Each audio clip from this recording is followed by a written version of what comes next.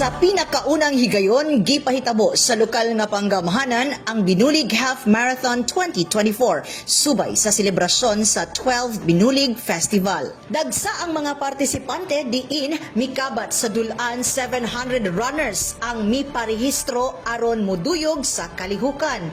Dugang pa, dili lang ang mga taga-Panabo ang mipartisipar sa Binulig Marathon. Aduna usab nagikan sa lain-laing lugar sama sa Butuan, Coronadal, Digos ug uban pa. Miduyog sa aktibidades si J.M. Relampagos, isip representante ni City Mayor Jose E. Relampagos, diin siya mapasalamaton nga malampuson ang nahitabong kalihukan. Dako usab ang iyahang kalipay nga ubay-ubay ang misalmot ug nakigduyog nga mga runners sa pinakaunang higayon sa Binulig Marathon.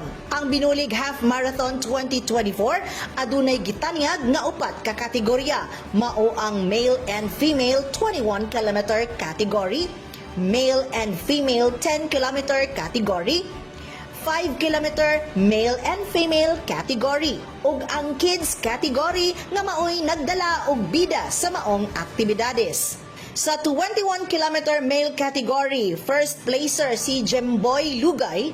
Alang sa female category, first placer si Lida Villamonte. Para usab sa 10 km male category, first placer si Rag sa Tinitigan ug sa female category, first placer si Joy Beltran. Alang sa 5 km male category, first placer si Clinton Ropia. ug sa female category, first placer si Yashura Daligdig. Ang katikaran usab subay sa pakig-alayon sa Panabo Fitness Club nga gipahitabo sa Panabo Multipurpose Gym Ground.